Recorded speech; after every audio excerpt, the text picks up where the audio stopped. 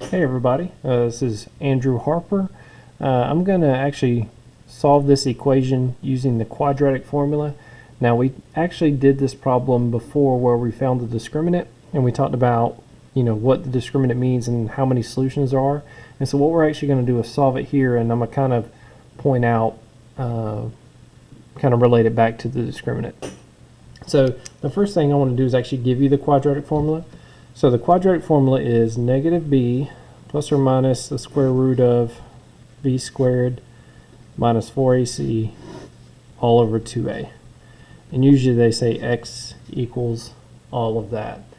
And so what these a, b, and c means is the same thing in the discriminant is the number in front of the x squared would be your a value. So in this case it's a 1 because it's a nothing there.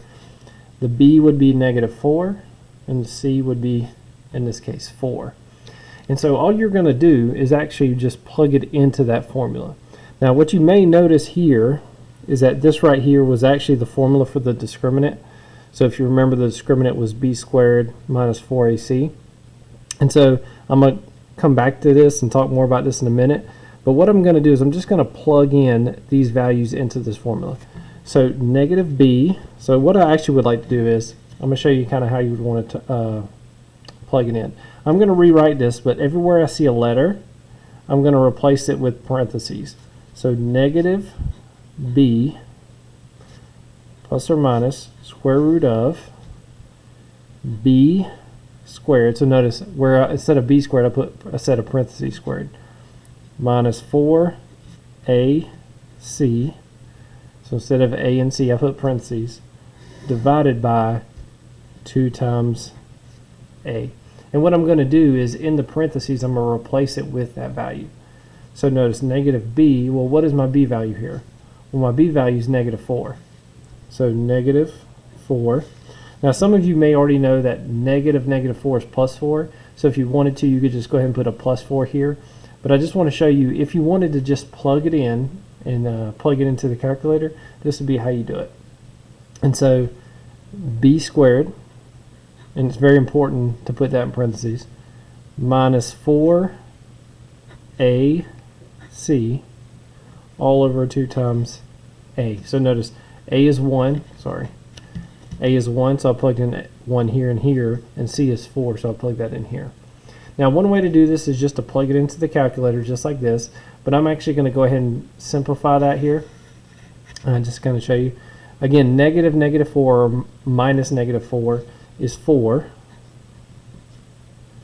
square root of, now we've actually done this in here when we found the discriminant.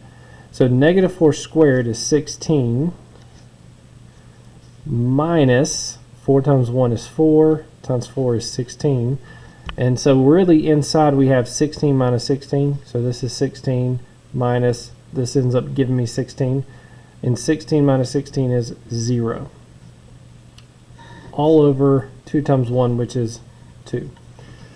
And again, you can plug it into the calculator and it'll give it to you. The thing is though, when you plug it into the calculator, because we have a plus and a minus, you have to plug the whole thing in with the plus on there, get your answer, and then type it in again with the minus here. So that's the hard part. Or you could just simplify it by hand, but a lot of students find that difficult. Now here's the thing.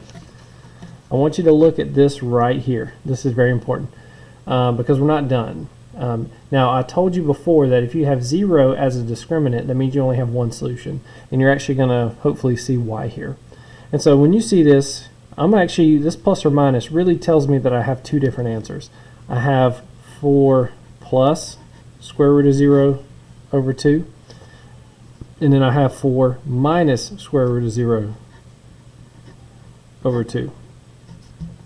Now the thing is if this was something else, let's say this was the square root of 9, then really this would end up being 4 plus square root of 9 over 2 and 4 minus square root of 9 over 2, which would end up giving me two different answers. But here, what's the square root of 0?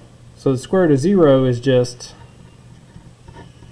0. So this is really 4 plus 0 divided by 2. And then this is really 4 minus 0 divided by 2. Well, 4 plus 0 and 4 minus 0 are really the same thing. They are not really, they are the same thing. So this is really 4 over 2, which is 2, and this is 4 minus 0, which is 4 over 2, which is 2. So really they give you the same answer. And that only happens when this is 0. If this was anything else, you wouldn't get the same number here. And that's why when the discriminant is 0, you only have one solution. In this case, my solution is 2. So I will do a few more problems, and again, if you have any questions, feel free to email me.